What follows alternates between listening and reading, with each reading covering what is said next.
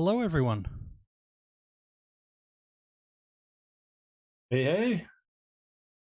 Excellent. I am Clint Bowman, your community manager for Ardent Roleplay. I am joined by the wonderful Matt Ford at Rolling Rogues. Hey, Aeon Craft, how are you today? Matt, you may recognize, is one of the cast members of our most recent game, A Trail of Troubles. He was You imitate the Twitch, the picture that you put out as the PR with everybody staring into the camera. That's the one. That's the one. With good old G. G's the one that started that. Yes, with Yeah. Zoom.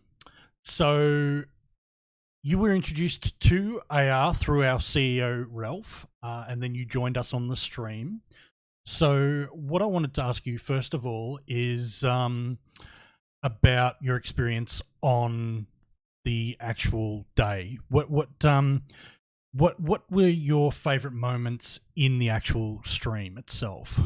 Yeah, Clint, that was great. Thanks for inviting me. Actually, haven't played D&D, that solidly for the last 2 years. I've been so occupied with DMing and all the Rolling Rogue stuff. So it was really fun to play again and pull out, basically a couple old characters.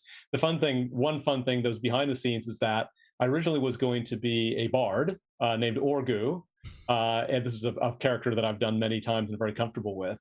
And then I found out with the discussion ahead of time that everybody was going to have like some degree of bard there. I thought, oh, well, I guess I should probably be a good counterpoint to that. It's always good to have a bit of contrast. So no, I'll pull out, this very sort of like in comedy, the straight man, right? The one you can bounce jokes off of. Yep. And that is actually Orog, the character that I played. And Orgu is named that is because he teases Orog about his own name. So Orgu isn't actually the name; they're brothers. Yep. So one Orgu of and the fun Orog. things, yeah. So Orgu and Orog. So Orgu calls himself that just to get up the nose of Orog. So it was fun. One of the highlights for me was really seeing how well that works because you've got such great performers on that stream that they kind of know how to fall right in, deal with the straight man. Yeah. So Yeah. he was very straightforward, takes things too seriously, very much Yeah. law and order. I thought it'd be a good contrast with the transgressive nature of the bards and everything. And yeah, they really picked up on that. And just like it's a silly thing, but there was one point where I'd sort of set up a little bit that Orog doesn't like magic. And that Orgu had assured him there were no mages, there were no arcanists in this whole party. It was a straightforward soldier and cleric based adventuring party. And so there's that part with Orog, like, yeah, I realized coming in that Orgu tricked me, that you're all bards, and I can't stand magic. Magic is the heebie-jeebies. Magic is evil. Arcane. Yeah. Magic is the devil. Yeah. And so one point it was, I think, finding the treasure that was underneath the bridge. And it was one of them. It might have been Goose, or it might have been Promethean's character was like, oh, here, these boots that I found. It's like, I don't know, are these magical? These look like magical boots. They're really clean. They just kind of have that look about. Oh no, we pulled them off the feet of a priest. It's it's obviously Promethean. If they're magical, it's holy magic. It's definitely divine magic because it was a priest that was wearing them. And Orog is like, oh, okay, that's fine then. And so he wants to fool himself, like, oh, these look like powerful boots. So how can I fool myself into thinking that's not arcane magic? So just little things like that is just a really fun moment with all the interplay and paying off some of the things that got set up. A really good one to do. I think the dynamic with I think G said it really well at the end of the stream was that you fell into that fathership role. Like it's like it's like this is a group of kids and you're the big dad looking around, looking after all the kids, which was really cool for me. Yeah, it was. It's just naturally when you're on video, it's just funny because I binged the characters. Oh no, my character's the same age as you all, but it had that sort of that straight man thing and the seriousness and the straight. It was just so straight easy as to follow. narrow. I just basically I slid the slider over to be more like on the dad side of things. Like, so I want to apologize for the behavior of my party. But let me try to make it right for you at the merchant. Just that kind of thing was another great example of how a character can stay kind of blurry and out of focus deliberately. Like I really encourage players to do that. Is don't feel obligated to come with a really detailed backstory. It's good to have just a real fuzzy lens on your backstory and even who you are, because play will sort of cause you to invent things. Yeah. And that's the best kind of character stuff, because you, of course, end up really adapting yourself to the other characters. If you keep your backstory vague and only specify it in reaction to what happens in the world, you're just going to be that much more tangled up. And I think that was a great trick that everybody used. I agree. I think it's part of the reason that I really love organizing a lot of these games is for the fact that you do get this cast of people that their backstories aren't that deep, but they've always got like a theme that they will just run with, and they can just join together. And that's the best thing about these streams is the actual, I guess, connectivity that all the players seem to have with each other. Um, because I mean, I guess for me, D&D is about creating relationships. It's about, and I mean, my job. It's about building community, making a safe Sure. place for people. Um, and that was like, I mean, I think I told you guys afterwards, but that was definitely my favorite stream to date. Oh, that's Um, great to hear. yeah, just Yeah, I because of remember the you saying that. interactivity That's between all of you very guys. nice. So Yeah, yeah, no, that's really great. Yeah, and I think reacting to each other, and that's just one of those kind of acting tricks and improv tricks. And there's so much interesting crossover between being a good D&D player and improv theater, which I just mm, did a little bit of. You know, with my theater background is much more scripted, but I did some classes in improv, and I still remember some of that stuff. And it's great to hear that all come up again. And it's like improv, but instead of random audience suggestions, which is one of the things that improv usually thrives on the yeah, stage, the dice are like the audience in some ways, and that's really great because it throws everybody off in the same way. yeah, for sure. Yeah. So it was an ardent roleplay stream. What um, what do you feel is important, like with what Ardent does in creating a moment or creating a scene? How would you personally go about that, creating that moment? Yeah, like just take an example is the revelation of the troll on the bridge, you know, the guardian of the bridge. And it really struck me when I came up just to be able to tilt the thing and sort of circle around the card and see it from different angles to say, well, what's under that bridge?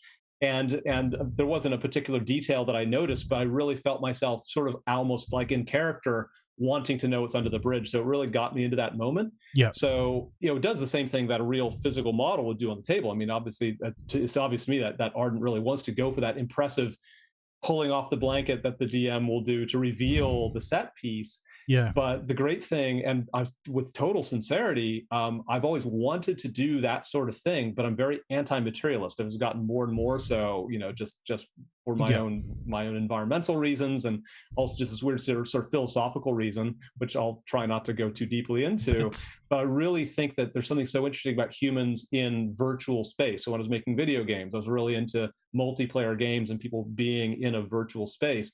I just love what people do when they play together and connect, but also how do I make that practically happen through virtual spaces instead of physical spaces? Well, physical objects, I've never been the kind of DM that makes the set and gets a lot of minis. I was probably also partly lazy or just didn't want to take the time.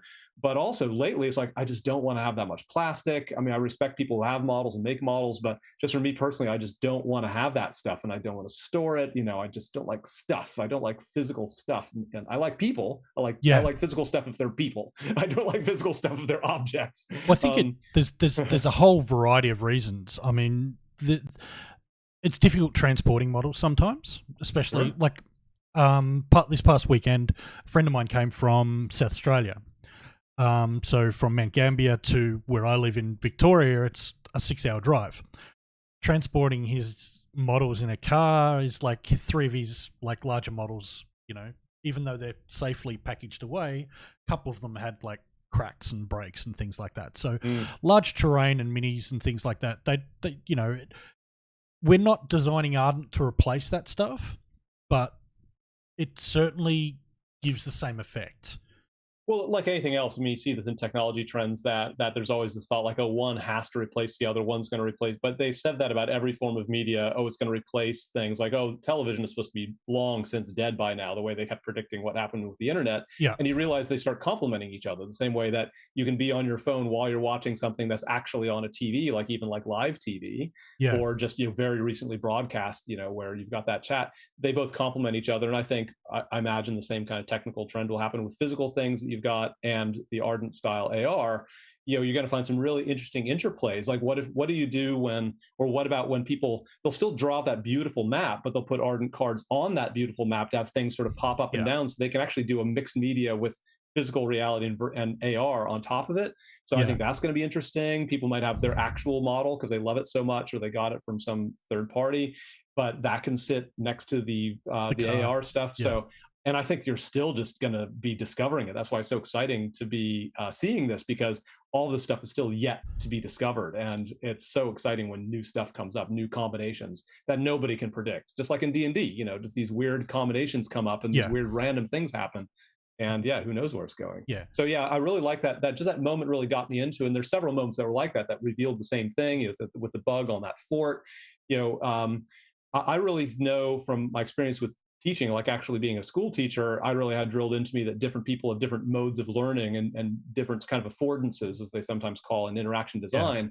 And you really can't be judgmental about like, well, I should be able to describe something verbally so well that you should just pay attention and see it in your head. Yeah. And that's the only affordance I'm going to give you, is listening to my words. And I'm very wordy, as you could probably tell already in the stream. I'm very talkative. And so I'm comfortable with text. I can read text and listen to text and generate it. So I have to always remember what I remembered as a school teacher, that there's some people who they're just as smart as you, but their way in is more visual. Visual. You know, they have to say it. Yeah, that's something that comes in. That's what really excites them. Yeah. You know, so that visual thing excites them the same way that a great paragraph excites you, and one's not superior to the other. You know, they're just two different ways of learning. Yeah. And there's other things. A lot of people are kinesthetic. Like that's why minis are so great. Like if they pick it up and move it around, and you know, Ardent has some of this as well. That's their way in. They have to mechanically do it. Or, you know, as a DM, I'm a very mechanical DM. I really believe that people need to use the rules and play with them, and some people get fascinated by the mechanics. So it's just another way to really illustrate how much Ardent can bring to the table without having, again, the burden of having all the physical stuff. I'm really excited as a DM to maybe start doing more with visuals. I was always hesitant to do because I didn't want to buy the stuff. Well, I guess that brings into focus one of the main points about Ardent that it does create is giving that a visual aspect. But not only does it give that visual aspect, as you said, you're a DM that likes to talk and likes to explain things and do these things, but throwing in something like Ardent, the way that like I've worked it, or the way that I've used it, is that it completely reduces metagaming, because all of a sudden, like, we walk into a church, like, and I say, okay, well, you walk into a church, you're going to have this grand cathedral in mind. I might have this simple Anglican church that I grew up next to in mind, where and I think of it. So we're completely on two different pages. But once you see the AR, you're on the exact same page. But not only that, you can, like, as you said, you can investigate in that scene and see things directly influenced from the GM. So instead of you saying the church contains 4 or 5 boxes around the place, and you know, which is just, I mean, it's useless information, but it's necessary information, because it's information that you don't really want to talk about, but they need to know that it's there. It's the dilemma of a DM, right? It's like, the DM saying this because well, if the DM mentioned it, must be important. So, but then as a DM, you're afraid to mention things that are unimportant because they might investigate it. And then you realize, well, now I'm falling into the same trap. Now I'm only saying things that are important. Yeah, so visuals can get around that. Well, because not an hour ago, I was just on Twitter and looking at different posts, you know, D&D memes, things like this, and the meme with the spoon that's a mimic. It's like the party comes into a room and there's a spoon, and it's like they spend 30 minutes before they even touch this spoon because they all think it's a mimic. And it's like, no, it's just a wooden spoon. You know? So I think that AR can really do a lot with that. Just same way that a really good map, you know, you might say you enter a church and you can roll out a flat drawn map that can answer half of those questions right away, but it doesn't address the other half, you know, like what's the lighting like, or what are all the details of the map that you couldn't possibly draw on the map. So and also what's around the corner. And that's why I really like that sort of seeing things from different angles that I think a lot of people seeing on video don't realize, because they just see us holding up an iPad and saying, oh, that's nice. Until they actually play with it themselves, I don't think they realize just how awesome and visceral it is to really get close to it and see it from different sides. Yeah, which is exactly why we have that spectator code too. So that's, you know, allows the audience to view exactly what you're seeing. And I guess what a lot of people don't know is, because I guess we haven't explained it, is that once you've viewed that, you can actually go into the 3D version and look around it yourself and zoom in without actually having to view the card. So, right. So if you, instead of go on the AR, you click on 3D, shows that model, and you can pinch in, zoom out, and look around that whole model, at your leisure. Yeah. Oh, that's So to great. Yeah, it's speak. like having it in your hand, and that scale change is really fun as well. Yeah. That you could really do a lot Yeah. with that scale change. Yeah. So Yeah, so I'm excited. I really want to see more. I know that you've got maybe some other adventures that show it off in new ways, and you've got a really great library for advanced DMs that say, well, I really already have an adventure. So like me with Courage and Chaos, I've got a whole scenario I want to do. So well, I guess that Ardent, I can tell that Ardent already has in its library many of the elements that I need.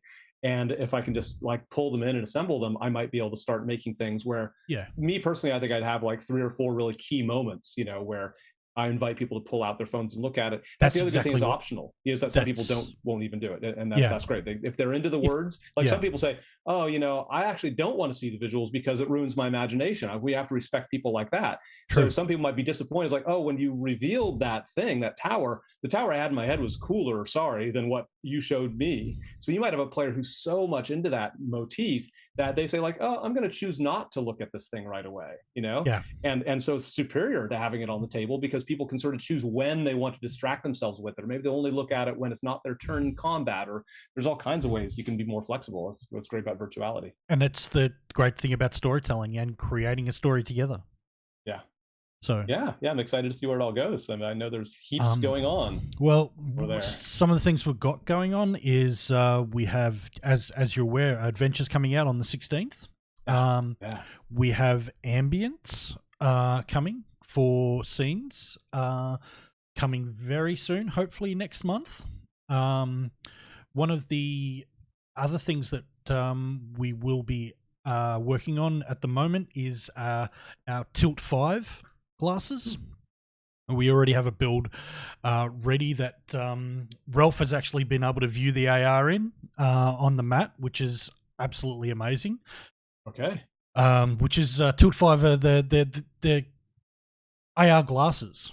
Okay, so I was pretending to know what you talked about just for the sake of not slowing down your stream, because I assume that everybody else knows what these things are. So no. Many people don't. It's basically Tilt 5 are, I think, I'm not 100% on this, but they're, ahead of the curve on like HoloLens and things like that. Oh, I see. Right. So, basically what they do is... I'm really keen to see that. I remember, again, as a game developer, when mobile phones first came out, like, can you do a game on these things? I don't know, maybe, maybe there's a market for that. And it's like, well, these things also kind of know your location. I don't know, maybe that'll be useful. But, as developers, it was our job to say, like, this is an opportunity. Like, as these devices come out, you get this window of opportunity, and anybody can make it. Just to mention, Brisbane in particular, Australia, Fruit Ninja was one of the first awesome games to come out on iOS. They're a Brisbane company. They just they hit that market, or they hit that platform first, and so there was no reason for them to beat the rest of the world to make one of the first major hits. I met them. What can this device do? And this whole swiping thing, they made it part of the game. And I think AR and these devices, they could open up the same opportunity, and it could be you all that are one of the ones that really take advantage of this wave. I met a couple of the guys from Fruit Ninja at a Global Games Jam like over a decade ago. Oh yeah, they're all still around. I mean, they might be at different companies and stuff, but Brisbane tends to hang on to people. So there's a lot of great stuff happening from that crowd. So which brings me to you. So, how did you get into D&D? Yeah, I had that real classic story for someone my age where I was like the kids in Stranger Things, where I was that age basically. I was playing that version. It was either the blue box or red box, and I, without the visuals, I can't remember visually too much, but it was really basic black and white images, and the monster manual was kind of combined. So the rules and the little mini monster manual were all kind of stapled together. Yep. So that was something that I have to ask my mom again. I might have.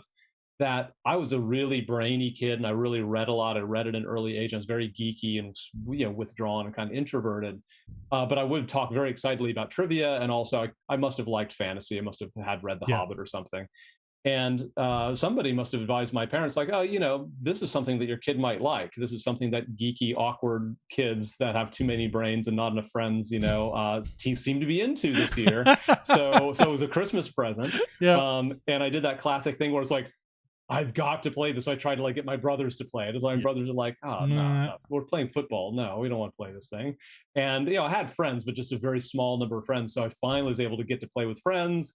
I ended up being a player, like some other guy was into it, and he was just that arbitrary Monty Hall DM. Maybe this affects my thing. Like I played D&D with him as the DM, but it was just cruel and arbitrary. And then we got way too much treasure, and then we got like unknown death, and then we got things where like, how was I supposed to figure out that puzzle? And you're punching me. So I had a fairly bad opening experience with Brian as that first DM, and maybe that's influenced me because that's what I do with the Rolling Rogues. Is like I want to make sure that everybody's first 7 sessions of D&D really layer things on, and they don't have that. You don't make it easy on them, but you want to sort of step them in. So I'll get to that later. Yep. So that was my first experience, was kind of having that kind of DM, and then I took over as DM, and then I had my best friend in junior high school, and I was again just like those kids in Stranger Things, that fashion, we were eating those snacks and all that stuff, playing that, and then I don't know if I had more than 2 or 3 people.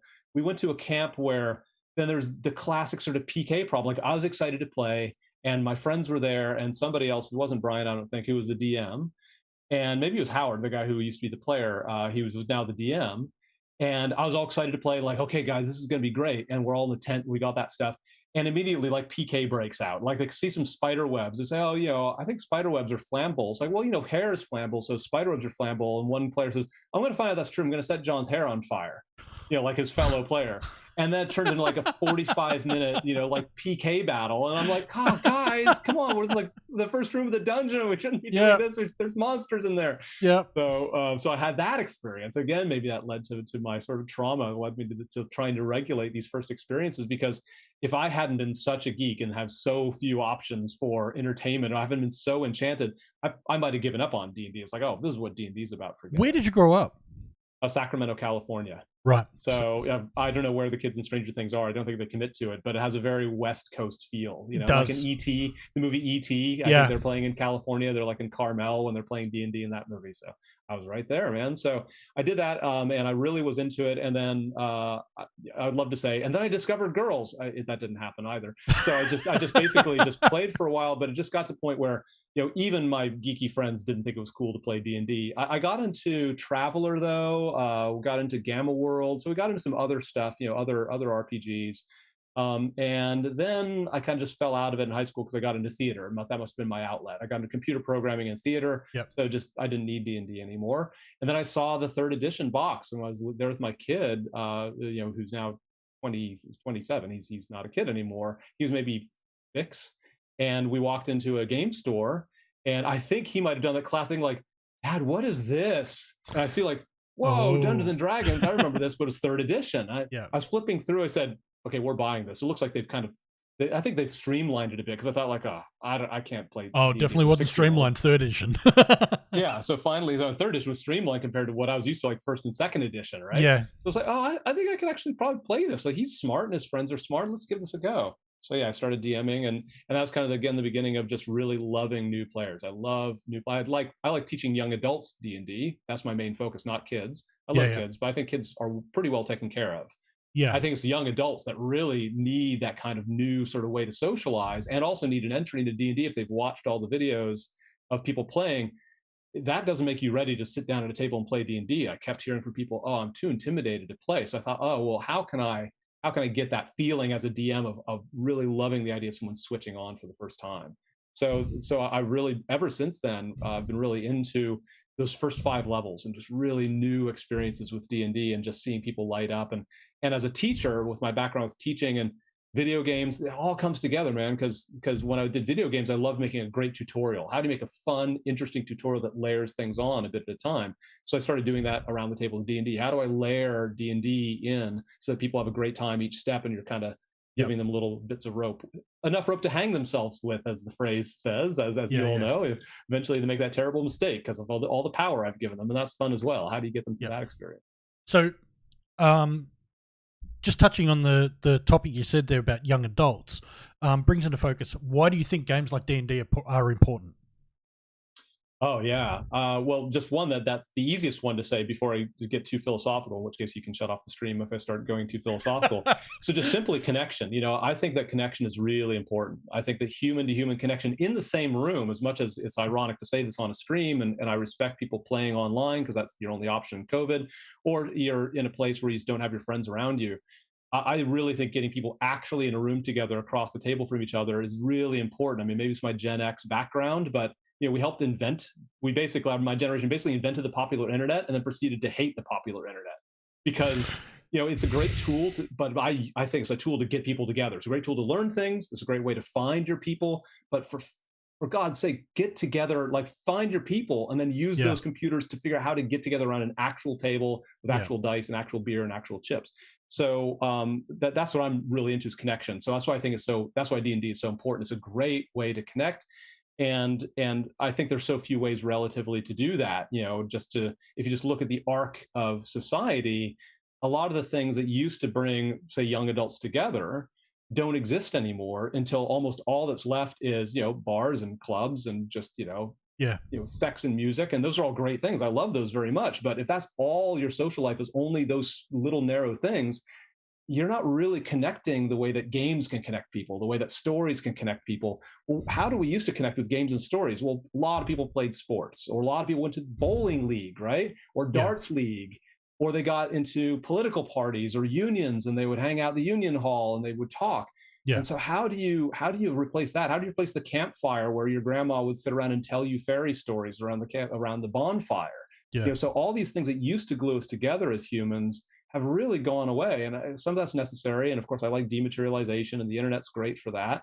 But I think we still have to hold on to that spark of actual connection. So that's the one thing, is just getting people to play together. I think it was Plato said, "You do not know a person until you play a game with them." And I think D&D is that all over. So that's one thing, and I can go on to other things, but that at least answers your question, Clint. No, I think you've got it. Like, you've hit it at the core, because that connectivity goes into a lot of other things. So it's like, mental health. Things. Yeah. It just leads into so many different areas that you're right. Connectivity just provides those links for us to express or vent, even Yeah. in a social atmosphere. Yeah, I know So from my theater background what they call catharsis, right? Why does it feel good to watch Breaking Bad?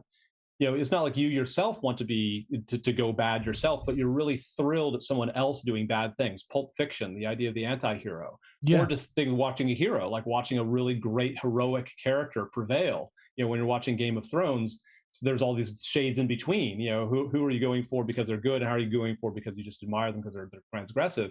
And D&D gives you that full variety. So yeah, you're right. It exercises that thing. It really gets you to vent and explore things. And I encourage people, yeah, you be a character that excites you. If excitement means that your character's a real jerk, I don't know what kind of language you're allowed to use on the stream. Then please, you be that character, and let's sort it out. It's my job as a DM to make sure you don't go so far off the rails that you're setting someone's hair on fire. So we've got devices to stop that from happening, but push that and be bad, yeah, because the story of how you turn into a team and how you learn to at least tolerate people because you've got a common enemy. That's a great lesson in life, and it's a great way to be transgressive without it going too crazy. So yeah, yeah, yeah, yeah, that yeah, kind of connection is really good as well. yeah. Um, so I'm actually going to spark your philosophical nature here. What do you think Gonna D&D regret it. is at its core? Yeah. Okay. Well, good. I don't have to go too deep on that one. So I think creating a story together, I think is really the key to teaching good D&D in the right spirit. Is that, especially if people come from maybe a video game or even a board game, things, oh, this is like a board game. Well, what do you do in board games? You try to beat each other. And so it's like a board game, but one player has way too much power, and he's called the DM. And so it's all our job to beat the DM. It's very natural to come into that. So I don't blame people for seeing it as an oppositional thing, players versus DM. I think also, World of Warcraft, which I played plenty of. So nothing, I've made this I actually made an MMO at some point, so I can't disparage it, but it can lead to this mindset. It's like, we're the players, the DM is the computer, and we're trying to extract as much out of the computer as possible and try to beat the computer. So again, it's adversarial. I think one way to really undo that I try to do from the very beginning with Rolling Rogues and all the stuff that I do with Courage and Chaos, which is the D&D side of it, is our number one goal is to mutually create an amazing story. It's a story that we'll talk to each other about after the game is over in the pub or to our friends. Yeah. We're going to mutually create a great story together. And I, as the DM, and am a facilitator for that. It sounds trite, but it can get really deep if you really keep focusing back on that, because you can say things like, I would like to, sometimes saying yes is really important as a DM. So you generally say yes, but sometimes the way to get out of saying yes to absolutely everything is like, I think what the story really needs right now is this kind of thing to happen. Wouldn't it be a great story if this thing failed in this particular way? So if you're trying to convince a player to be cool with failure, talking about what's best for the story can sometimes unwind that, because they realize like, oh, this is not about me winning as a player. It's about us creating a great story. And yeah, me totally failing, my character totally failing in this situation, that's a better story than me winning this argument with the DM. So yeah, okay, let's just go with that. It's amazing what that can unlock when you all have that mutual idea. And of course, it goes two ways with the DM. Like sometimes as a DM, it's like, I really want the encounter to go a certain way, but the dice and the tactics change that. And I have to hold myself to that. It's like, I have to admit, that's a good story. Like you completely having a different way out of this situation.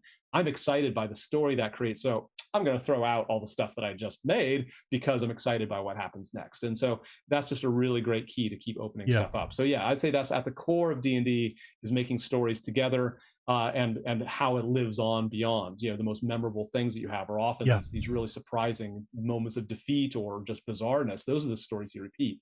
So I think that's a big core.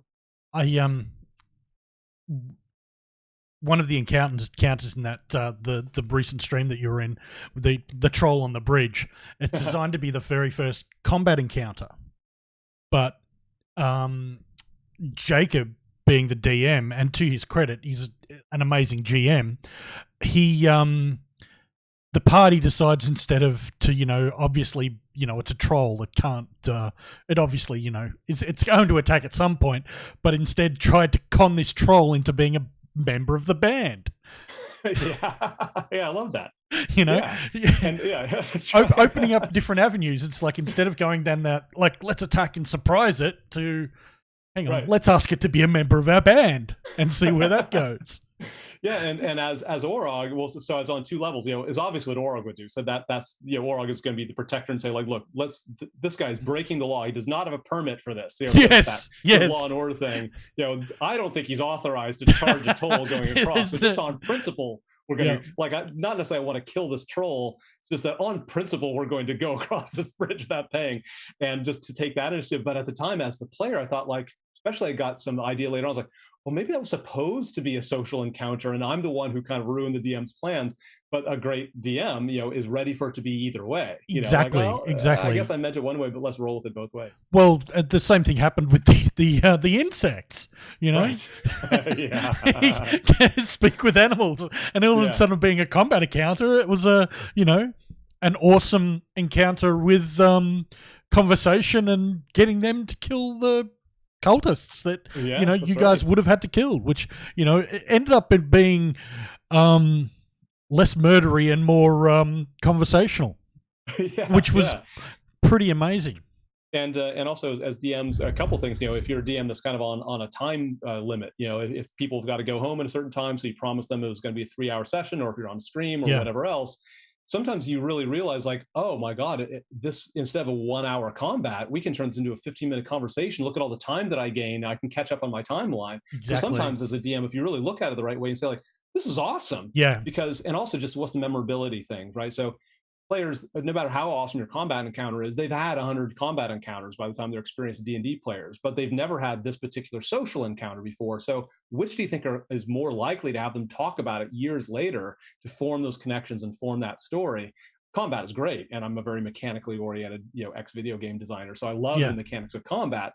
But it's also really great to embrace those moments where it's not going to be about combat. So that's again why I thought, like, oh, as Orog, did I sort of ruin what might have been a nice sort of social encounter? This guy joining the band might have been a lot of fun. No, it was just, I think it was awesome the whole way through, especially that. But it just shows you how it can go very differently to the way that something is designed, because it's all about that communal storytelling, which, given enough. And one of the things, like, just touching on another topic you just said before, is the competitiveness about characters versus DMs. One of the things that I've noticed as a DM is not for just D&D, but for Pathfinder and things like that, is that they are so disappointed if they don't meet their roles, because a Yeah. lot of I think it's a skill, and Jacob has got it in abundance.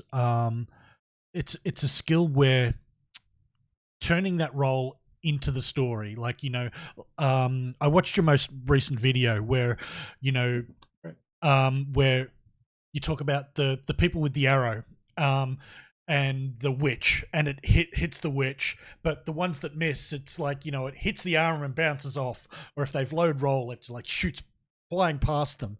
Just creating those images and the imagery that through imagination allows the actual person to interact in a different way, not necessarily badly.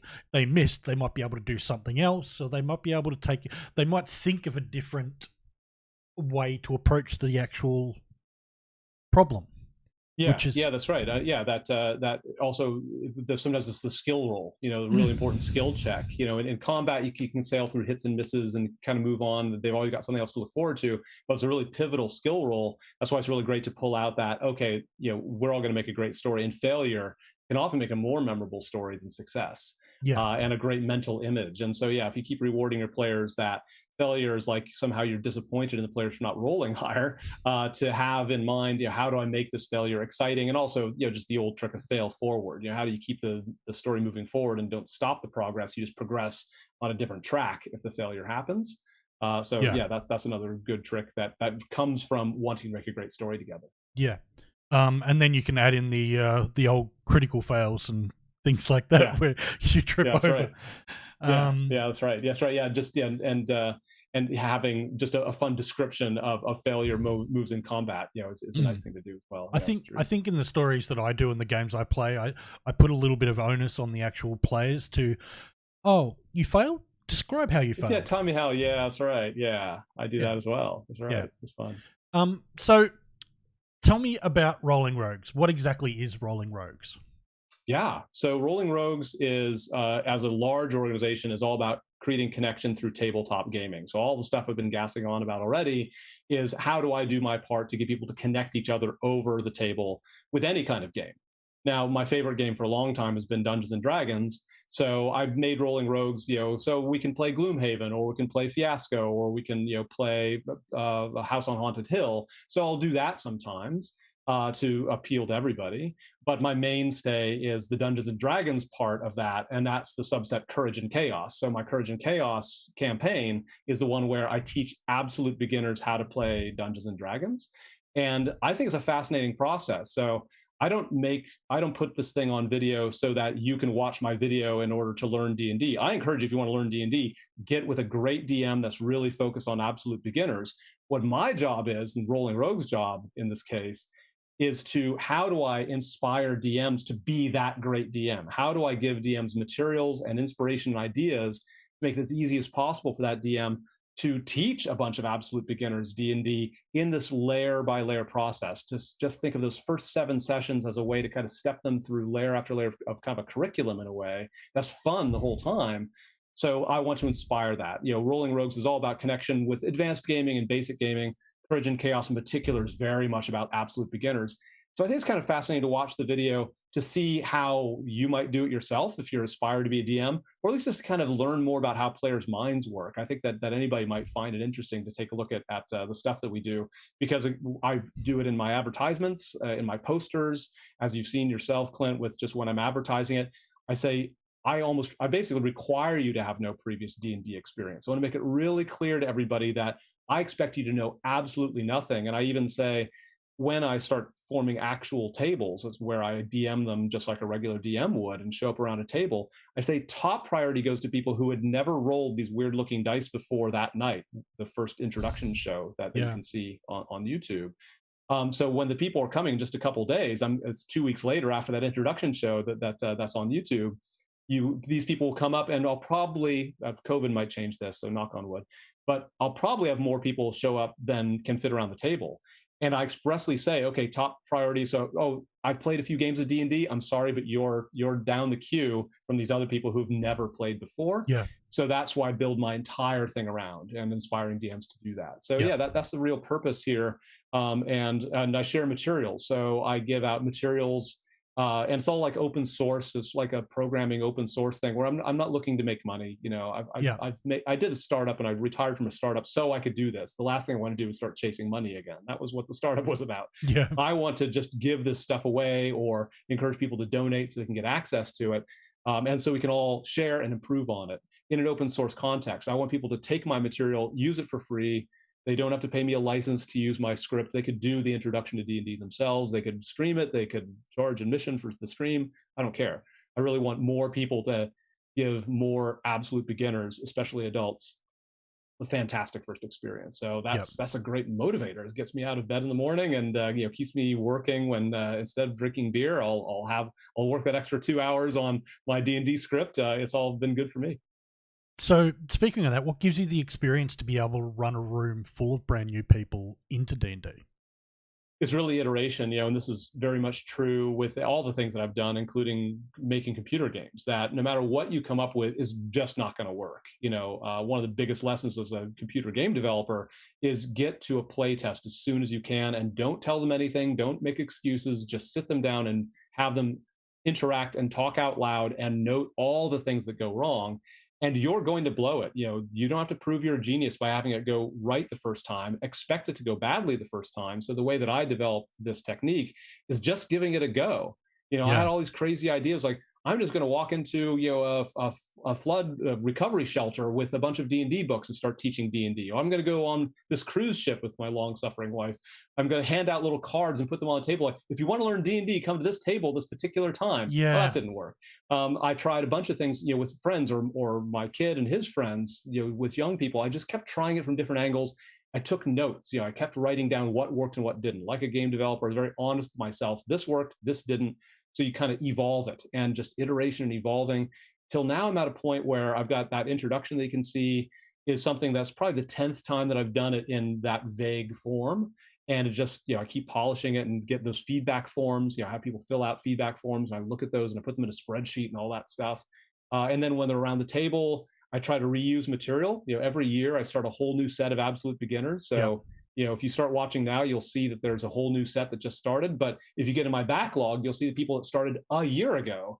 They're in the same world, but of course they've evolved and they've gone into parts of the world and to a character level that has a totally different experience. Yeah. So I reuse material. So I note that down, and I'm not afraid to reuse it because they're absolute beginners. And I don't encourage them to see my videos ahead of time. So it's all new to them. Yeah. DMs can do a lot of reuse, and that makes being a DM a lot less daunting, which I know is one of the big choke points for D&D is people deciding to cross over from player to DM. I've had many players go from absolute beginner to DM in less than a year because they've just got that confidence.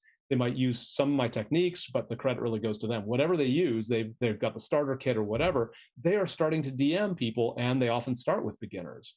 And yeah, just giving it a go. It sounds trite, but a lot of success is just showing up and trying it over and over again, and being honest with yourself about what works, it doesn't, and reuse as much as you can. Yeah. So I was going to talk about the process you've got about organizing that with a larger group of players, but one of the things that really I really enjoyed and really liked from your video was the 3 dimensions of D&D, where you Oh explain yeah. about the world, then you talk about your choices, and then finally you talk about the dice. So can you elaborate on that, please? Yeah, sure. So yeah, they're in a triangular formation, and if you look at that YouTube thing, the title screen for that has a little picture of that, so you can. So I'm sort of picturing it myself. Yeah, you've got arrows that are interconnecting each of those 3 things in a triangle, and the interplay, the double-headed nature of those arrows, is really the key to it. So yeah, start without the dynamics, just those basic pillars. It's kind of a logical way to break things down. But when you think about, well, who has the control for each of those 3 points? The world. Okay, I have control of the world. I made up the world, or I've borrowed it, from some author from WotC, gave me the world, and I know everything in it. And the rules are really part of the world. They're part of the physics of the world. So, at least I know them. I can't control the way they play out. That's where the dice and the choice comes in. But the world is really in my control. Okay, Yeah. that's one. choice is entirely out of my control as a DM. I can't make my players choose anything. No. And even DMs that are accused of railroading, well, they're not very successful because no matter how much you try to railroad somebody, they'll still figure out some way to jump off the rails. So choice is something that is poised next to world, where entirely in the control of the players, and those things bounce off each other. That's the double-headed arrow. So my world gives you the choices that are possible. Like the choices that you're picking among are kind of based on the where you are in the world. That you're constrained somewhat in the possible choices, creativity aside.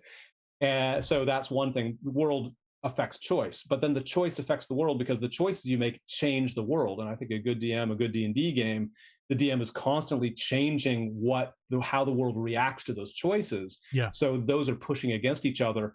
And like I say in the video, you're already got a chaotic, out of control system that nobody controls because of the interplay. I'm in control some, you're in control of the others, and they're pushing on each other. There's chaos right there. But then the third one is dice. So the choice and the dice and the world and the dice also have that double-headed arrow connecting them all because, well, the dice sometimes change the world. I'm going to decide, well, what's the weather like today? Or the guard is going to run down the stairs to alert thing. Well, I'm going to randomly choose whether the guard goes to the 5 veteran soldiers in this room or to the 12 junior soldiers down the way. Yeah. I don't really know which is going to be. Let me challenge myself as a DM, and I'm going to roll dice to show what the world does. So the players aren't in control of that, but now I'm not in control of it. The dice are. Or just like, okay, I rolled a 1 on behalf of this boss. Well, I'm going to challenge myself, say the dice are going to really change the world. This boss has got some sort of defect or some sort of real problem on their hands that I'm going to make up on the spot that might dictate the rest of the arc for that whole boss because that 1 that the boss rolled. But then the choice is also bouncing off the dice. Of course, the choices often have to be mitigated by the dice. You can make a choice, but it's only successful if the dice let you. That's obvious. But then the dice themselves, just like the world, they will present you, okay, well, this worked or didn't work. Now what are you going to do? That means that the menu of choices changes based on the dice. Yeah. And if you tie all that together with the spirit of a story, sometimes one of the best things to say is like, I think the dice are trying to tell us something. That's a great tool for a DM to use. Whether it's great success or failure, sometimes you ruefully say to yourself, like, I think the dice are saying that you're just going to kick ass on this particular encounter. Yeah, or you're completely cursed. Or like, I think the dice are saying that this is not going well. There's a gestalt to the dice that are sort of all come out, and it kind of gives you license to DM. So I'm going to start telling a story about why this goes really badly for you. You're almost fated now for it to go badly, because we've got so many bad rolls that I just think this is what the story wants to do. So that's that trio. And I just think, again, I like breaking things down on the basic elements and just layer those things on one at a time. I think that works for people. So I introduce the world before they even roll any dice. And they make a choice based on the whole thing with helping their friend, their companion, survive a Sturge attack. That's a choice that doesn't have dice. It just has a little bit of randomness, which of the 2 rolls you're in. But you'll notice that comes before dice, and then I layer the dice on top. So it's just one of those things, classic teaching techniques, stepwise. I think the thing that really sparked my interest in that encounter that you designed in that video was the giving the people, or explaining to the people, that you can act bad in this situation. Your brand new adventures joining together for the very first time doesn't necessarily mean that you're automatically going to help them. You can put up your hand and you say, no, I'm not going to help you. Yeah. And so you can really, again, making a great story together can start with you being a jerk, and you can then I have to balance that. But, ultimately you're going to learn that you have to work together. And that's the core of many stories is the misfits that don't like each other at the beginning, but learn to respect and work together is just a classic thing that happens all the way from the ancient past to Brooklyn Nine-Nine. You have everything, these stories as a story trope. Misfits. So the great thing is, you can start as misfits. You can start, in that greedy standpoint, as giving them permission. This is where that catharsis comes in. Like, it's okay to feel this way. It's okay for you to follow that impulse of being selfish. This is where you're supposed to do it. As D&D, we're inviting you. It's okay. Right, It doesn't make you a bad person. No. There's that, that there's a distinction between yourself and the character, and that's okay. That's a very alien concept to a lot of people. And again, remembering they're absolute beginners. If you watch this video, you might think like, surely this is too slow. Like, surely it's too obvious. I just invite you to consider that when I get those surveys at the end, almost nobody says it was too slow. Some Oh, people say, maybe one person says too slow, and then two people say it went too fast for me. I So it's really amazing to look at the game through absolute beginner's eyes, and how much you have to really emphasize the basics. well, I mean, I can confidently say, looking after watching that video, and I mean, I consider myself a very experienced player, DM. Of course. Um, it was not too slow. It was the right pace. It was you were describing. I felt like the way it was to me is that I've always been like with my military service and things like that. It's like we always had the KISS rule: keep it simple, stupid. Keep it simple, stupid.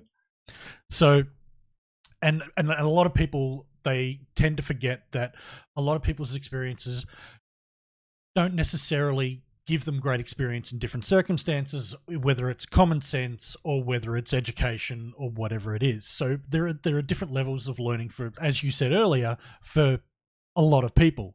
So when you're explaining these situations and you're describing these encounters, you're creating the world for them. You're creating the world for them so they can create their own backstory. Where you're just you've given them the lake of, what was it, Len, where the elves Yeah. are, and then the Yep. dwarven settlement. And it's like, did you come from the city? Like, were you from Neverwinter, or were you from here, or were you Yeah, from another here? early choice. Yeah, a And choice without dice. Like, yeah, where are you from was the first choice. and Yeah. that to me, that to me set the motion of the actual story, is because you're getting these people to actually invest in what part of the story they're a part of. Yeah. Yeah, And that's right. then you start teaching them the actual mechanics, which was, Yeah. that Yeah. it I mean, to me it seems like common sense to do, but like, I mean, when you're teaching people, it's I mean, I really think you've done a tremendous job in doing that. Oh, thank you very much. So Well, it's really a credit to the many players who went through when it was not so good, and then being honest with me, and also being honest around the table. Like, I would realize, oh, here's something that when I try to play later on, I realize they got this wrong. Like, they haven't learned this yet, or they've misunderstood it. So I think, well, that's on me. How do I go back through my material and try to put something in there that just pushes that point a little bit more, so they're more likely to know it? yeah. Just like with game development, if somebody messes up in your tutorial, it's so easy to say, well, they're dumb. We're not making this game for dumb people, so I'm not going to change things. I'm a genius. That can really happen. You can really get into that mode. And it's like, I've wait a heard minute. developers say that. Yeah, you've actually heard developers say that, in almost that many words. And it's like, wait a minute, no, we've got to hold ourselves responsible for that. Like, it's our problem if they can't figure this thing out. There's got to be a way to get through.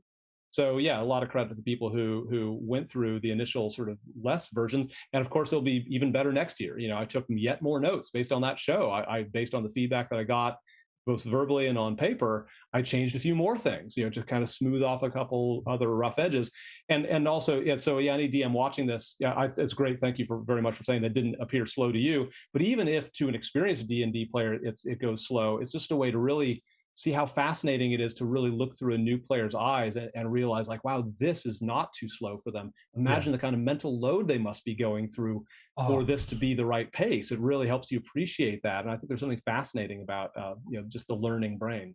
oh, no, I think you're right. I think there's a lot of, like, I mean, I talk to like a lot of people that, like, friends that have played or do play, that I don't actually play with. Like, they discuss what they're doing with their DM, or they're doing, with their players if they are a DM, and it's, I mean, there's a lot of different levels where, the players just aren't engaging with the story because it's too detailed for them. And it's like, well, again, keep it simple, stupid type thing, like, so like my friend, he's got this amazing world. He's put so much effort into this world, but there's so much information, and the players are expected to know about the gods and Yeah, I can see where the this is going. Yep. religions and Oh, all yeah, these I know. things. And it's like, Fallen that exact same hang trap. on, I Yeah. just want to play a game.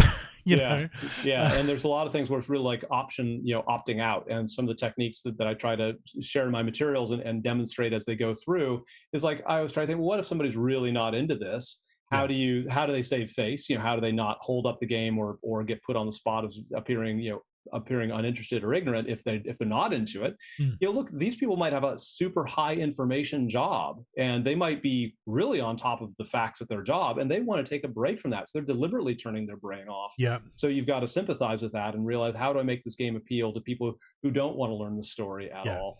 It's all balance. You're not going to make every single person 100% happy all the time, because you have a real diversity of players and there's different play styles, but you want to balance it out so that nobody stays disappointed for too long and they get back to something they like. And there's techniques that can make that possible. So where do you see Rolling Rogues going or developing into? What's your ultimate dream? Really, it is to propagate it the same way you would with an open source software. I want people to improve on what I do. So I have no desire to be at the top of the big pyramid where I control everything. I have more like of an ethos, than like a franchise operator that wants to control, what your logos look like and stuff.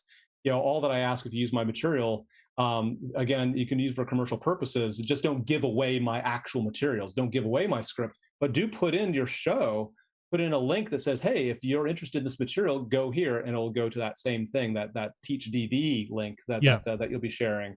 Yeah, which you can have shared, but I will share it again right now. Yeah. And look, So if you have just that attribution that says, look, if you want to learn more, then go to this particular URL, and then they can get the materials themselves. They can go ahead and so I want people to take those materials, disregard half of them. I want them to improvise on things. I want to hear back. I'm on GitHub, so there are programmers out there that would recognize, like, GitHub is just a way to share code improvements with each other.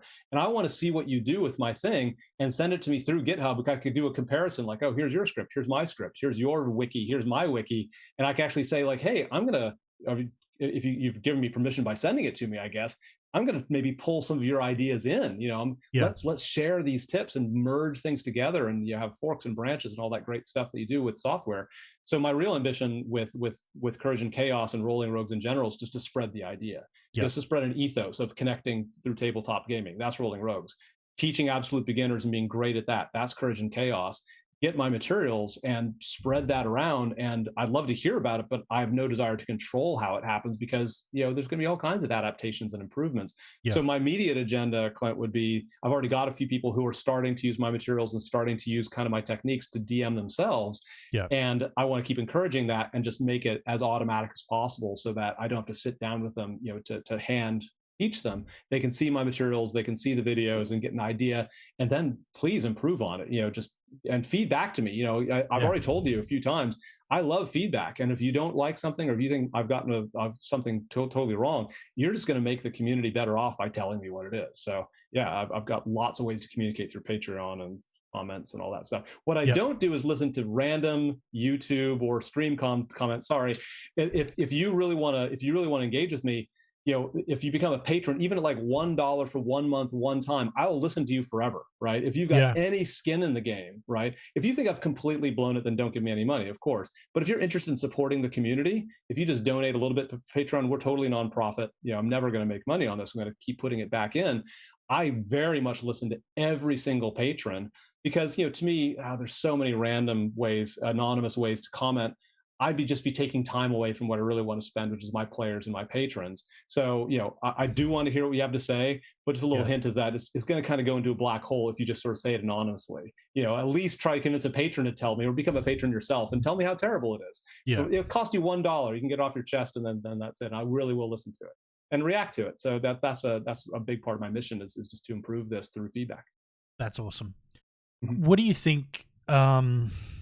What do you think D&D is going to evolve into? But like right now, the way it has, I mean, and I'm going to go back this from your and mine experience, like from the red box into. So I grew up with the red box, which was called basic, and then you had expert, which was the blue box, and then the black box, which was master. Yeah. And then the green box, which was, or something like that, and that mm-hmm. they sort of like evolved from the dungeon to the outside to the city and all that sort of stuff. Then it went into advanced D&D. Yes, so AD&D. AD&D. And then that's what we generally call edition 2. Yeah, that's kind of like the borderline between edition 1 and edition 2. Yeah. And then we had third ed and 3.5. we had a big gap. Like second ed crashed and burned, and Yes, it's I very much like a loved D&D second ed. story. We had this empire, and it was flourishing, and then something terrible happened, and all the towers collapsed. It's 1,000 years later, and there's nothing but ruins. And then somebody discovers, Yeah, the artifacts in the ruins. They bring the civilization back. That's the story of second ed to third ed, because it was decades in between. it was, and yeah, and then into 3.5, which people either loved or hated. Sure. Yeah. Yeah. Um, And this is the same story. And the yeah, fourth edition, fifth edition, I've played every edition. There's something that I love about all of them, and Pathfinder and all these non D&D RPGs. So what yeah, what I I think. love what I love Yeah. Go about ahead. Pathfinder right now, especially second ed, is that it's basically D&D 3.5. Okay. Yeah. Yeah. So I I haven't mean looked into Path, but I've that, heard something about them. And but Pathfinder and third edition are great for, like, there's nothing better for character customization. I'm not going to get into the it's edition wars, yeah, but I really admire it. I don't play it myself. no, I don't choose to teach that to absolute beginners, but I could. I think I could make a go of it. I can make a good of that. Go of that with fourth edition. I There's ways. There's ways in for everybody, and there's something good about it. Fifth edition is obviously really where I'm solidly there. yeah, And the great thing about fifth edition is that it kind of goes into your question, is where's it going to go? And I think it's really going to keep diverging. And this is where all creativity goes. It's often a mistake to think that these things are going to converge into one true way that D&D is going to be. I think what's even more exciting is going to keep splitting up in these rivulets. So if you look at the kind of D&D that's played for a stream, for money, for advertisement, is an audience-oriented version of D&D. And it's no less valid, but I'm going to make an analogy because I know I'm taking this seriously, because I'll be heaped on by people who think that I'm disparaging. I'm not. no, Like what? WWE wrestling, is like wrestling, like actual athletic wrestling turned into a show for the people. That Yeah, doesn't of make it any course. less respectable. It's just a branch of what wrestling can evolve into. So I think there's a lot of streamed D&D that's going to be quite divergent from the kind of D&D that's very mechanical, where maybe you're still a nice collaborative story-based DM, but you really like the mechanics. You really like having the unpredictability and the times where an audience will be bored, but the players are fascinated, right? So that's one of the big things. Like on a stream, any DM who really wants the stream to be successful is going to have this little detector go off. It's like, I know my players might be really enjoying this, but the audience isn't going to be enjoying it, so I'm going to move along. Well, there's a different type of DM that's not streaming it, that's going to say, I'm going to go deeper into this thing that my players are really into. That's a bit of a bifurcation. That's great. That's really fertile, because they can borrow from each other. So I think the future of D&D is you're going to see really interesting, distinct streams of D&D where the audience and the style is different.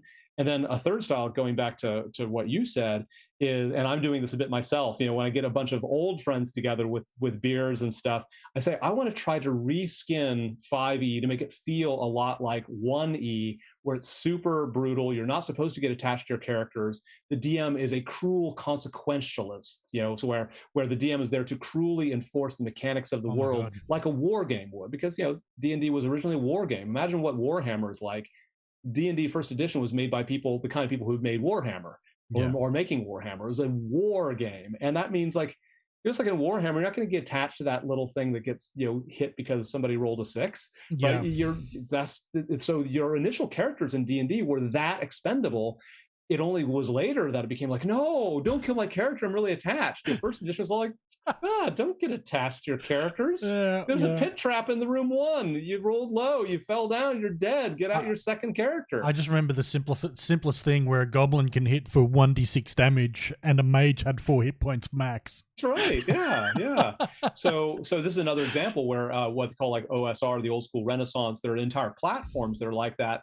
But I don't want to learn another platform. I want to see, can I reskin 5th edition and use the Dungeon of the Mad Mage book to really get in that sort of roguelike, it's going to get harder and harder and harder until you die, and you have new characters. This is all to say that that's another branch of D&D. But then you have branches, either streamed or not, where it's extremely light. And some of the tools that I give are ways, how do you make D&D a bit more abstract? There's a quick combat thing that I do where it can really lead to good sort of cinematic combat that's good for a stream, but also just good for storytellers. They don't want to spend an hour on combat, but you still want them to look at their sheet and decide, here's a tactic that I would use in this particular combat. A bit like LARP does this, where you have quite simple, things that can give you a big advantage. You kind of burn, like, I'm going to use this particular skill that I have, and I'm going to cross it off the list. I can't use it again, but here's the time to use it. there's ways to abstract D&D, and D&D might evolve into something very much story based. Now, I know there's other platforms that are even better for that, right? You might want to say, let's play, World of Darkness if you want that kind of thing. But I really like the idea, and I think D&D is going to keep giving options like, okay, if you love World of Darkness because it's much more social and much less mechanical, well, here's some optional rules, or here's an optional way to play D&D. Yeah. If you look like Wild Behind the Witchlight tries to do this, here's a way you can be completely non-violent and completely social and still be playing D&D. I think you'll see more of that. Just knowing what I know about the designers, listening to all their podcasts and stuff, and just looking at the crowd, you're going to have a really great divergence, and that's fantastic. Let's please promise each other not to fight with each other about which one is the real D&D. Let's see this as a way to cross collaborate, Yeah. So let's not get into these sort of boxes and labels and where we divide each other. Get off the internet and get around a table. You'll stop fighting. You'll start really loving each other. Yeah. So really see this as a collaboration and cross fertility. Like, oh, what they're doing is totally unlike what I think D&D should be, but it gives me an idea. I'm going to be inspired. And so let's all try to see this as a really fertile sort of period for D&D. Yeah. I think it's going to be great. Yeah. And I mean, it really is. I mean, never has D&D been so popular. So, I mean, just for me, aesthetically, the imagination and the freedom that I have from looking through books like Tasha's and through Beyond the Witchlight and Volos and all the different source books. I grew up with Forgotten Realms, so that was always my bag. Yeah, that's my go-to. Yeah, that's a good one. So, like a lot of my friends liked Greyhawk, but I never got into the story. A lot of people like Ravenloft, but like Faerun is my bag. It's like, and when I think about it, like the Icewind Dale trilogy of books, with Wolfgar Brunner, Caddy Bree, Drizzt. Yeah, so great. That's what D&D is for me. Like, I mean, that's where, like, I mean, I don't see it changing that much. They're always just going to evolve how that story gets just told mechanically. That's it. Yeah. So I've been talking, a lot about kind of audience and mechanics, but the content side is a whole other exciting thing, where they have these recurring themes. They're going to come out with Dark Sun again, probably, and Planescape again, Dark and Sun just like was they've done so fun. And I borrow pieces of that, so I do a real homage. In Courage and Chaos, I have an homage where there's a part of the world there I just rip off a lot of Dark Sun concepts. They're on this other side of the planet where magic has killed all life. And these raving mad sorcerer kings are out there. So again, you can borrow from each other, and there's really great traditions to keep going. So I think content-wise, it's going to be really exciting. It's just going to get deeper. So let's see where all that goes. I just can't wait. So you've mentioned playing games, World of Warcraft, all that sort of stuff. Have you got a favorite D&D game? A favorite D&D like book or game? Or module? You mean? Well, no. Actually, did you play any D&D video games? Oh yeah. Well, I was a video game designer, like arcade game. I actually was a designer at Atari for a while, and I was designing games after this. I'm not so old that I was around when this game was made. It was before I started working at Atari, but they had one of the original arcade game versions of Dungeons and Dragons. It's basically what you call a side scroller, a bit like Double Dragon, a bit like a move to the right and kill things. Yep. Golden Axe, of course, was very much derived from that. But this was officially the Dungeons and Dragons brand one, and it probably wasn't a very good game and very well balanced. But it had just that taste for it. Yep. So I still get kind of excited when I think about that sort of thing. I also really like the super tactical turn-based ones. I forget which one it was. I know you'd have some of this with Divinity has gone this way. So the way that Divinity is now, Pools of Radiance, difficult. Things like that. Yeah, it might have been just one of these early Baldur's ones. Gate. Baldur's Gate are they're more like RPGs. So right, this was more fairly top down and extremely difficult, but it gave you all the time you like to think about it. And you can really play it that way. I also liked action stuff, so the action RPG, like the Diablo stuff and Neverwinter Nights, also was fun. But I found it really interesting to play some of these early D&D games, or like I played Divinity a bit, where you really have to pick your moves very carefully, because it really exposes. I'm very, again, mechanical from a game design background. I really admire some of the design guts of D&D. Yeah, some really clever stuff is going on under the surface that adds that variety and uncertainty. So some of those are really good. I mean, I could just fill in Divinity as one of them, but there's one I can't remember the name of that was even earlier than that had that kind of super tactical. Divinity is amazing. Larian Studios are amazing. So Yeah, so yeah. I mean they've got a lot of really good content. What are your main inspirations for fantasy? Like growing up, what influenced you through Yeah. fantasy? Well, I guess the most interesting one, that's besides the obvious, is I love Monty Python and the Holy Grail. I think I've still got some of that, in the back of my head somewhere. That when I think of medieval world and that just sort of edge of absurdity that underlies pretty much all sort of medieval world, I love Monty Python and the Holy Grail as Oh, just kind of Big like a Rabbit with go-to. vicious pointy Yeah, teeth. just as a go-to in the back of my head. So that's probably the more surprising answer I could do right away. That I don't think that'll ever go out of my head entirely. The rest is stuff that you might expect. I really love the Lord of the Rings and the Hobbit, and of course people know that movie very well now. But I'm sure they realize just how circuitous all of that stuff is. That it was like Gygax and Arneson that saw, well, this Hobbit stuff is popular, but we're war gamers. We're playing like World War II simulations. I mean, I'm sure I'm simplifying it. So if you're a historian of this, I'm sure I'm cutting too many corners. But they said, well, why don't we just kind of take the chocolate and peanut butter and mash them together? Let's take these two things that must have seemed very disparate, which is this very small party of a fairly weak, diverse group of halflings and elves and dwarves and stuff. But let's use our war game knowledge to let's play as them. And so, of course, that stuff was really inspiring. Yeah. And then I really got one of the things to talk about inspirations early on is what they would call MUDs, multi-user dungeons. They're all text. They're only text. And you type which direction you're going, but it's in real time. It's the most bizarre, and it's multiplayer. It's very hard to describe to people who were born much later than me how thrilling this still would be. If you still play today, you still would probably, everybody would enjoy it if you like a lot of text. There is one, I can't remember the name of it. One of my closest friends plays it religiously. Yeah, there's something really magical about it. It's an amazing MUD. Like, I mean, I started into it, and like my first character died, so it's like, no. Got too attached. Talk about a hard learning curve. You talk about not being very newbie friendly. It's like, oh, my advice to a newbie is find a sugar daddy that drags you around and gets you through everywhere by killing everything for you. It's like twinking, it's called. That's where the term originally started coming from. So you had to be twinking around is like you're just sort of like a level 1 character following around a level 60 character and just being piled on with treasure and experience. They have no idea what you're doing. I was like, oh yeah, this game sucks until you're level 50. Let's just get you there as soon as possible. Which I disagreed. Actually, I love teaching myself, so I generally didn't like that experience. Like, no, stop leveling me up. I want to do this myself. I want to go to the Shire and kill hobbits. You could do all kinds of things like that. Yeah. So MUD was great because it really played on the imagination where there's no graphics, so it really got you to visualize things. There's something still very magical about that. So yeah, I forget how we got onto the subject, but I needed to toss in a shout out to MUDs as being one of my big inspirations. Awesome. Well, I think that's pretty much it for time. Right. Thank you so much for joining me.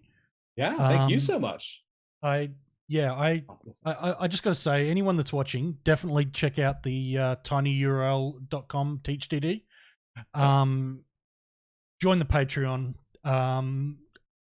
Click on the YouTube video that I've linked in chat. It's absolutely amazing to watch, and you will be surprised at how much you learn and think about just how you may want to create your own experiences within D&D. Matt, it has been an absolute pleasure. Oh, thanks so much, Clint. Thank you for joining me. Thank you for coming to our stuff. Yeah. We will definitely have to have you on again for another game, and I look forward for one last thing. If you're in the Brisbane area on the 9th and 10th, where will you be? Yes, let me pull. So the same thing, but /LearnDD goes to a very local thing. So don't use this if you're anywhere outside the Brisbane area. And this was only really good. No, this is relevant even if you don't see this for a few weeks. So if you go to the /LearnDD Tiny Earl, it'll take you to a meetup group. So I don't even think you have to sign up for meetup. You can see it, but I do encourage you to sign up in RSVP because you'll see about changes. A couple things going on. So the introduction show that Clint was talking about, and thank you for your kind words, the one that you can see on YouTube, that was done almost 2 weeks ago at Bris Vegas Comics. Shout out to them for giving me the space. I'm coming back to Bris Vegas Comics. As I said in that show, I might have cut this off the video because it wasn't interesting to anybody apart from who's in the room. I invited everybody in that room. Says, if you love D&D, come back in 2 weeks, back to Bris Vegas on either Wednesday or Thursday. I'll start 2 tables of D&D of absolute beginners. If that sounds appealing to you and you weren't at my introduction show, you can still go to this URL, this /LearnDD, and you'll get to the meetup group. 2 things. First of all, if my table isn't very full of people who went to the introduction and are absolute beginners, I'm still taking absolute beginners who did not go to the introduction show. You are the second lower, you're the next priority down. But if you don't make it, I have wonderful volunteers. This is the community that I'm building, Clint. Is like I've done enough years that I can tell people like, hey, why don't you pay back a little bit? Come on in and be a new DM and try to keep the same spirit going. And they have volunteered to come into rooms, the same room at Bris Vegas. So if you overflow from my table, they're more than happy. You can go to them directly. You don't have to try me first. They're also for players who are beginners, like they have to be great for absolute beginners, but also if they've played several games, they're very welcome. If you're more advanced, at least you can sort of hang out and sort of meet some people. Also at this URL, at that meetup, I do these pub meetups called New Party Formation, they're called. This will probably come up in just a few weeks from now, where I invite people to come to a pub. This is Australia, of course. We all have to drink beer to make all this, make this merry. I just encourage people to show up. And again, it doesn't matter how advanced you are. Also, if you're not players playing D&D, you can show up there because you want to play a different RPG. I have these sort of colored stickers that you put on to sort of advertise like speed dating, like, oh, I'm into this and I know how to do these things. You can kind of find each other quickly. It always works really well. Several groups usually get formed on that night. I get people who are meeting each other for the first time. They're exchanging information. I have a Discord channel where, if you're into it, if you love to do this stuff, I can share my Discord channel, make a channel for you. We have lots of ways to build community, especially if you're in Brisbane. If you're not in Brisbane, I just recommend that you just look at the Teach DD link and just be inspired. You can do what I do, so that kind of thing, shows up. This Teach DD link is just a way for you to do what I do. You don't have to come to Brisbane to get into this fun. So give it a go. Awesome. Well, thank you so much for joining us. Yeah, thanks again, Clint. I can't wait to have further conversations. When I get up to Brisbane, I will definitely visit and check it all out. Yeah, definitely. So yeah, thank you. I think that's it for us, guys. Great. Hopefully see you very soon. Okay, great. Thanks again. See you all later.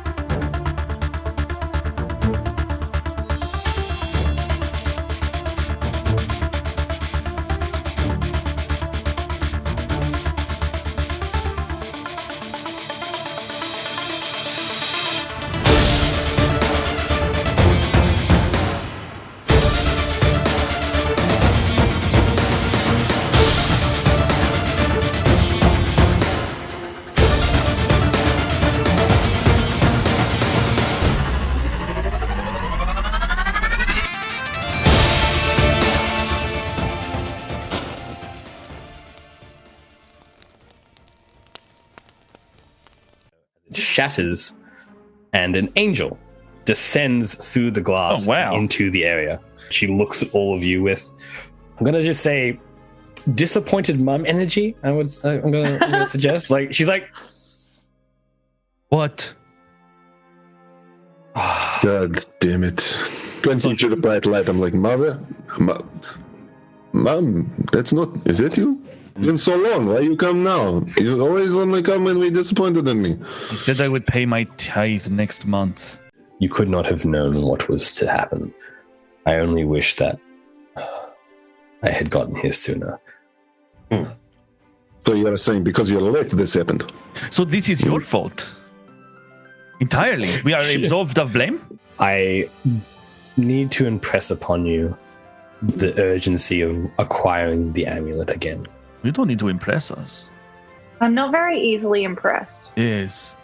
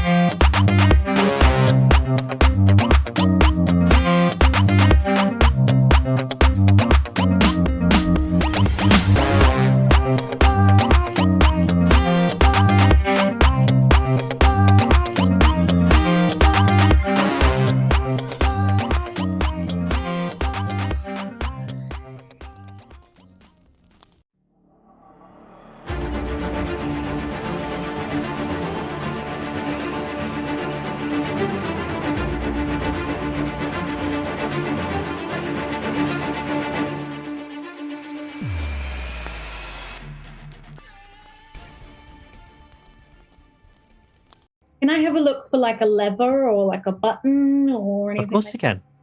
Go ahead, spot hidden. 28. 28, nice. 7. Oh! Well, you look up and gaze at the ceiling as there's no contraption there whatsoever. But you get a great look at the textures. But it looks amazing as you can see that the creators of this particular tomb space have even carved the ceiling. And it looks great. You really like the craftsmanship, and you see that the craftsmanship is spectacular. That's a damn good ceiling.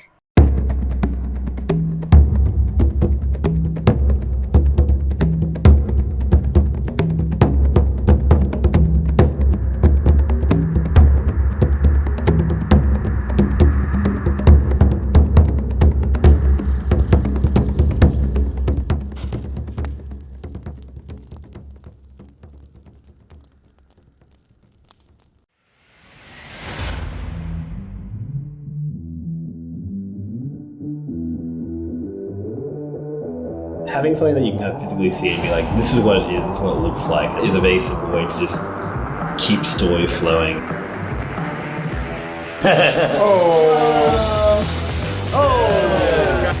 It's another tool to communicate to the players what's happening. Imaginations are endless. Players who are new into the game, being able to describe, what a crypt or a dais or something is. I believe we're in the presence of a trap.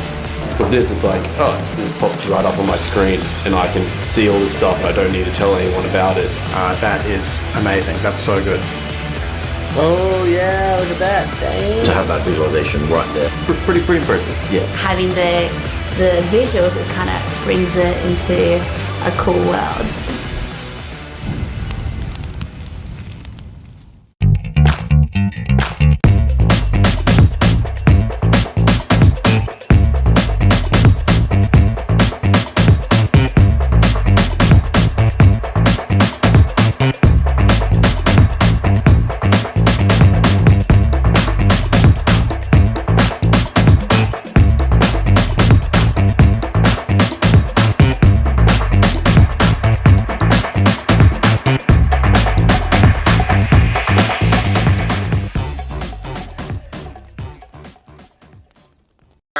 I am going to get my book on etiquette and throw the book at him.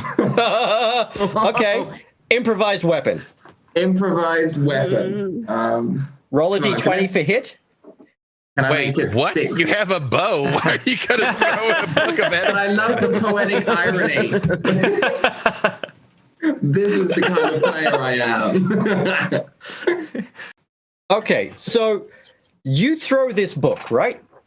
And in a glorious grindhouse sort of fashion, in what feels like slow motion, it goes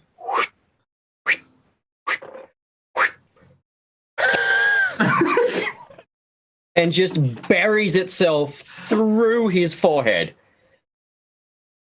And he slumps to the ground.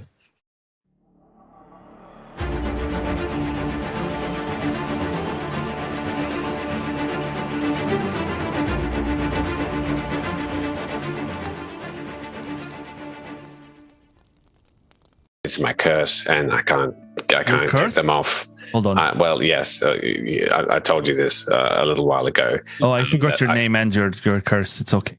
Yes, I got cursed, and now I can't take off my weapons from my hands. That's why when I pick up this other warhammer, I have to keep to just use my. Yeah, it's like glue. It's just like that super glue that cemented thing that wizard one time told us to put a solvent on. Didn't work. Can't take them off. That's my story. Magical glue. If are we taking are we able to have a long rest? I can just remove curse for tomorrow. What? I can do this. Yes. Jubdel is just going to look at Scrimson Moon. What's wrong? And just slowly. It doesn't even need. I don't even need any material components for it. I just need to touch it and just breathe.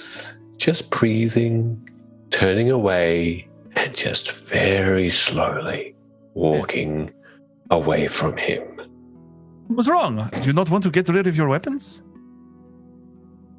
I'm going to give Screams at Moon just the look of, we've done it again. I don't know what we've done. I just don't... Walk with Jibdil. Look, when you're raised by tabaxis, you pick up on other things other than people not being able to let go of axes. Like, did you know you haven't licked yourself in about 4 days?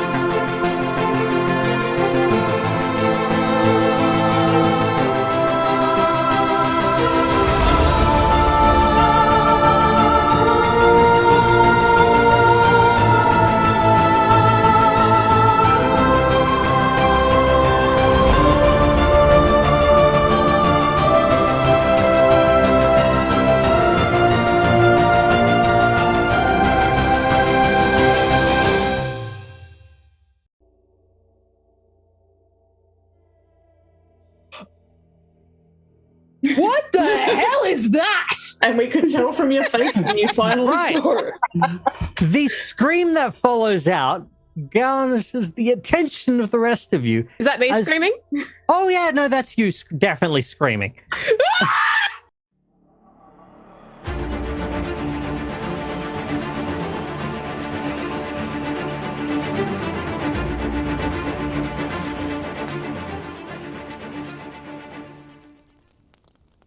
Evidenced by the avalanche card. If you have a look at the avalanche card, you can kind of see what this giant creature looks like. And there is actually two of these. One is like a lot smaller, but they are kind of moving around in this like large looking ring, it seems. They are kind of like what seems to be shattered mountains all around them. And as they kind of fight, they like smack into each other and cause this like pulsating roar as they slam into sides of this like sides of the cliff faces that are around you. Now, you kind of see this happening, and there's a quick flash of, we're in danger.